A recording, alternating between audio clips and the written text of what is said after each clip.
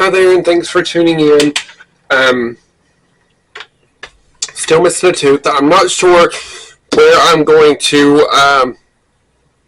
or when I'm going to upload this video. I'll probably have to edit it because it's honestly like the third or fourth time I've tried to do this video because I've gotten off onto other topics that may be too controversial for me to talk about publicly or cost me my job.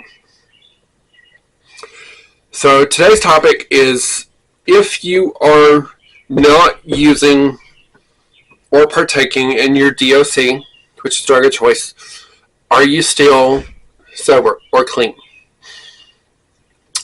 This question was posed to me by a friend who saw a video that he shared with me and was wondering my thoughts on it. And my thoughts, I'm going to tell you now, are controversial. My thoughts are my opinions. In opinions, everybody's got one. Nobody's is right, nobody's is wrong, and I encourage you to seek medical professionalism if you are somebody in this scenario or a scenario. If your drug of choice, see, I'm trying to be very, very careful because I don't want to get flagged or have this video taken down, so it's kind of hard to mention certain words or substances. But if your drug of choice was option A and you now are doing option B, are you still sober or clean, depending on what language you want to use? For me, I have to sit down and ask myself some questions. Why am I using this substance? What are the effects of this substance? How much money am I spending on this substance? And what is the outcome of doing these actions? For me, any substance is taking you out of reality. It's taking you out of society. You are blocking emotions that you are trying to hide. You are, or masking, or don't want to deal with. It is blocking everything. So if you switch from option A to option B, all substances that I know of cause similar side effects and similar ramifications. So if you switch from option A to option B and you're still getting the same, I don't want to say consequences, but side effects, no, you're not sober or clean.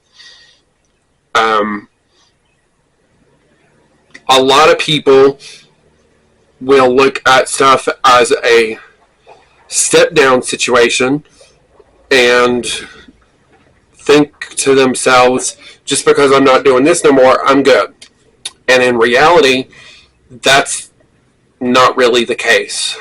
Because just because you may not be doing your DOC, which is drug of choice, you're still putting your body through issues that can cause irreparable, I can never say that word, damage that cannot be reversed.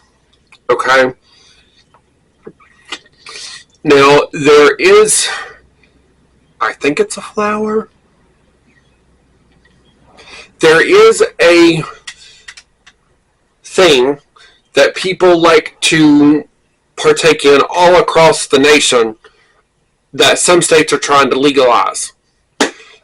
And that particular thing can still cause side effects that take you out of reality, that take you out of situations that you need to be present in. It can impair your judgment and things like that. So if you are still choosing this over that, you're not sober. I'm sorry. You cannot convince me that you are, or clean. And for me, again, my opinions, if you are somebody in recovery, I literally, prime example, here you go, let's get into it. I almost had a sponsor one time. And for me, we had a similar DOC.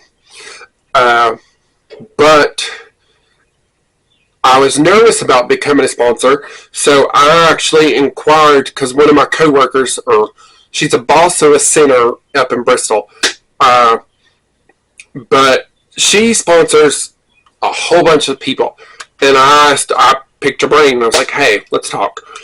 And so I went back to my sponsee, or almost sponsee, and told them my thoughts, conditions, and stuff like that. And they were like, okay. But then they started struggling. And I noticed it right from the get-go. And come to find out, although they may not have been doing their DOC, they were still partaking in something else that was causing psychedelic harm, mistaken identities, delusions, and body issues. So they were not sober. They were not clean. They thought that because it was not their DOC, they were fine and can still partake in other things in life. But the problem is most, if not all, addicts or people who live with alcoholism have addictive personalities. So you have to be careful, because coffee is an addiction, nicotine is an addiction. Anything in this world can be an addiction.